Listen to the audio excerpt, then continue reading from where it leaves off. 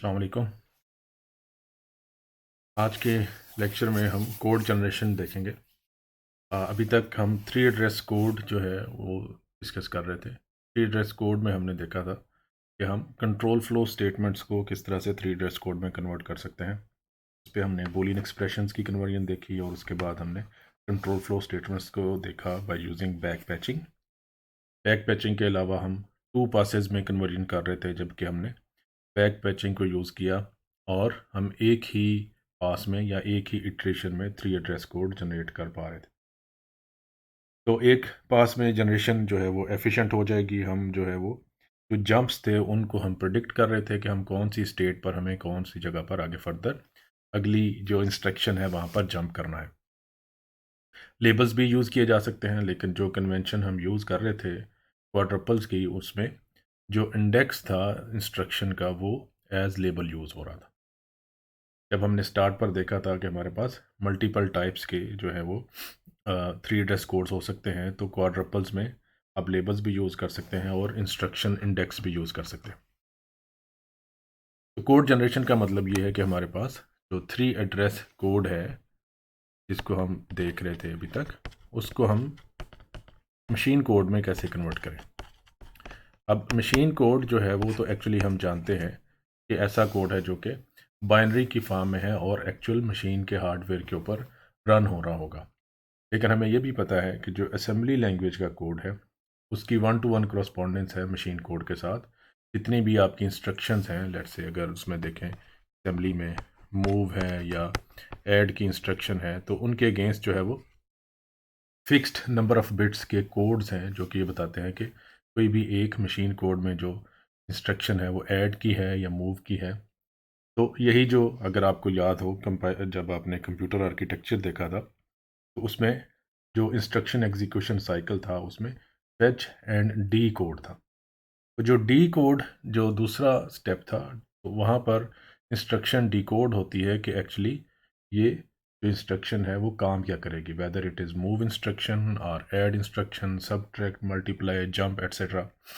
तो machine code में फिर इंस्ट्रक्शंस के डायरेक्टली कोड्स हैं, तो हम ज़ीरो वंस की बजाय एक लेवल ऊपर रहेंगे जहाँ पर ह्यूमन अंडरस्टैंडेबल असेंबली कोड होगा।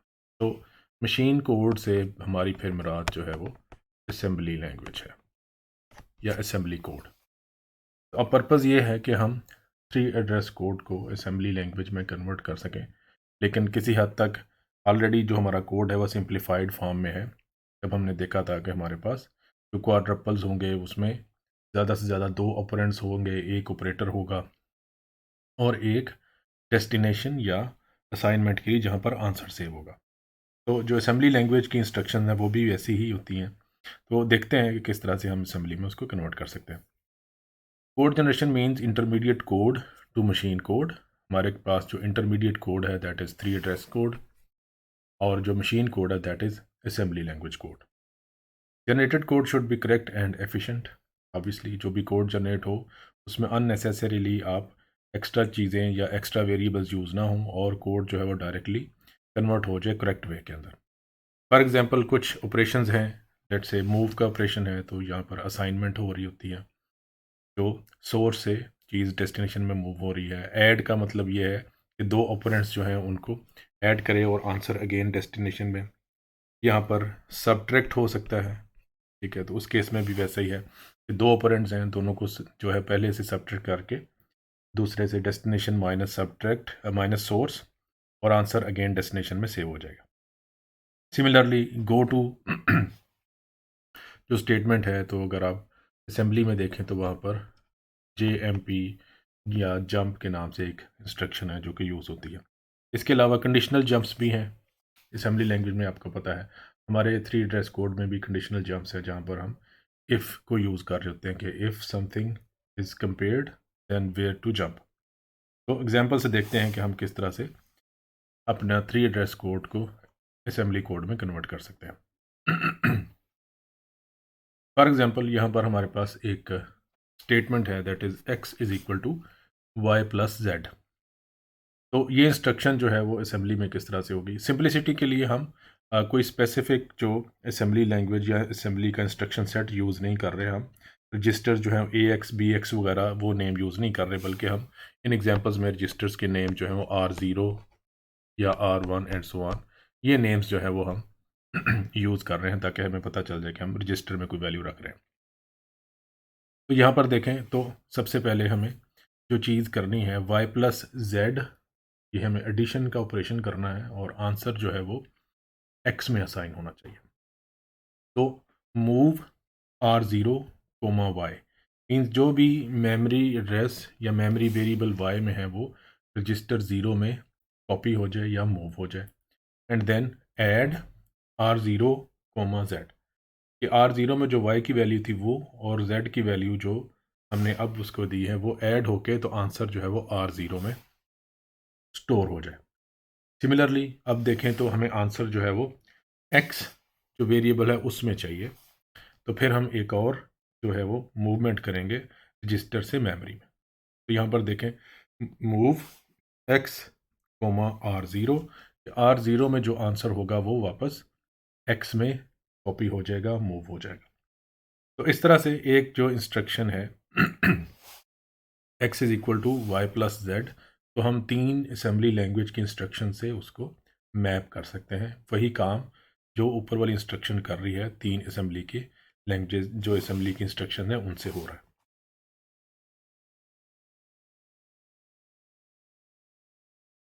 इसी तरह से एक एग्जाम्पल और देखते हैं। For example A is equal to B plus C and D is equal to F plus E. अब ये दो इंस्ट्रक्शन हैं, तो इसी तरह से दोनों इंस्ट्रक्शंस के लिए हमारे पास जो है 3 असेंबली की इंस्ट्रक्शंस लिखनी पड़ेंगी। For example A is equal to B plus C है, तो move R0 comma B, B की वैल्यू जो है वो R0 में आ जाएगी। And add R0 comma C, तो सी की वैल्यू जो है वो ऐड होके R0 में और आंसर जो है फर्दर R0 में ही स्टोर हो जाएगा। And the third one is move A comma R0 means add move value of R0 or register 0 to variable A.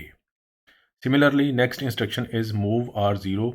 Again R0 use हो रहा है और F की वैल्यू उसमें आएगी। And add R0 comma E means add the value of R0 and E variable and store the result in R0. And finally copy the result of R0 in D variable. तो इस तरह से दोनों instructions में देखें तो answer जो है ऐड होने के बाद वेरिएबल ए और डी में हमारे पास आ जाएगा।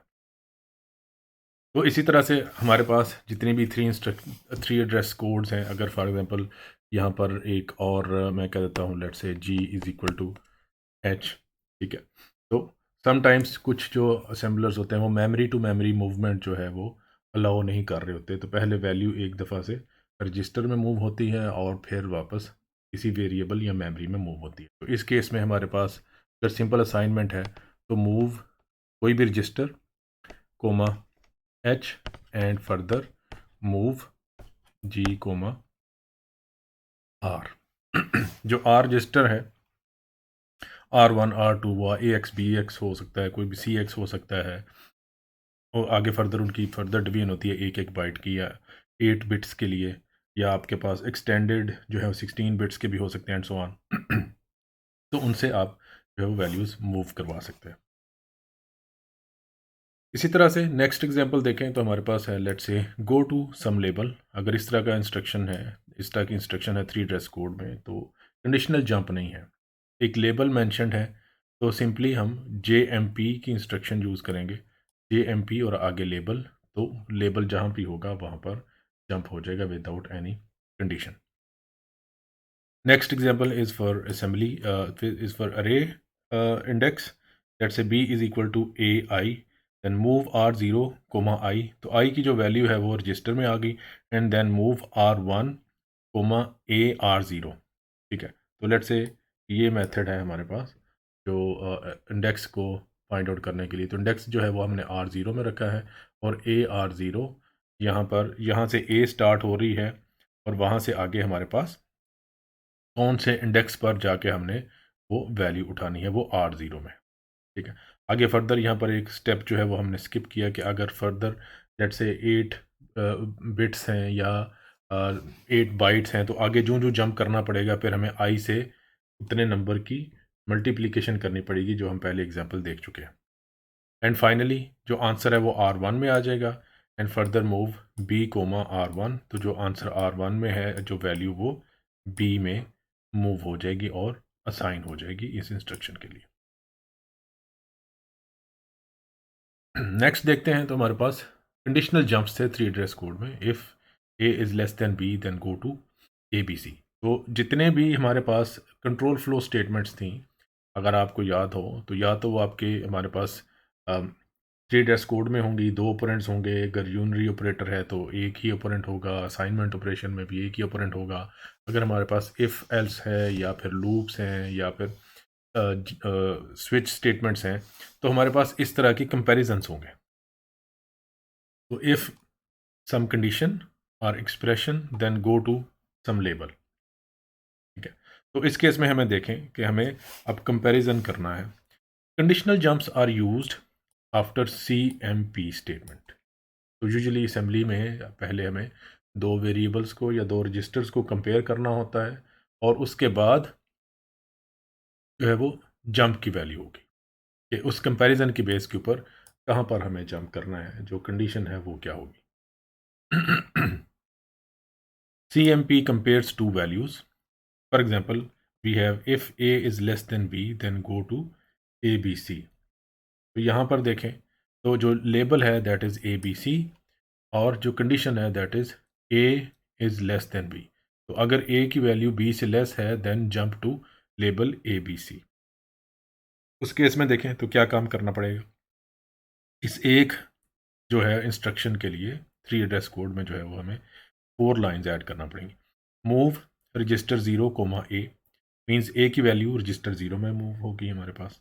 Move R1, B means B की वैल्यू जो है वो रजिस्टर 1 या R1 में जो है वो कॉपी होगी।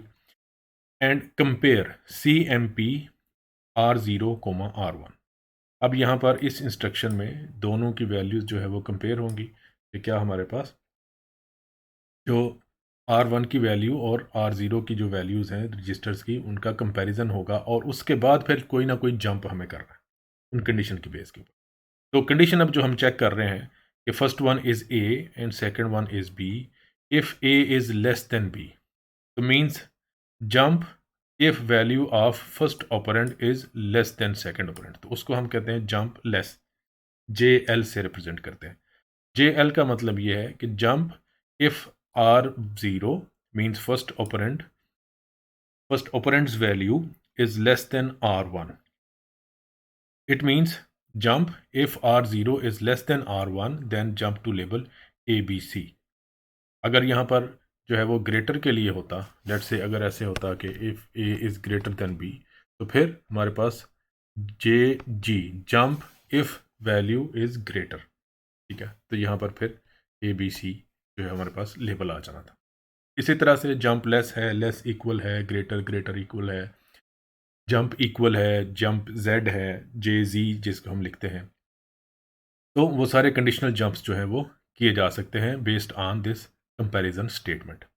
तो जो CMP के बाद हमें कोई ना कोई जंप की स्टेटमेंट लिखनी है, और कंपैरिजन की बेस के ऊपर जंप हो जाए।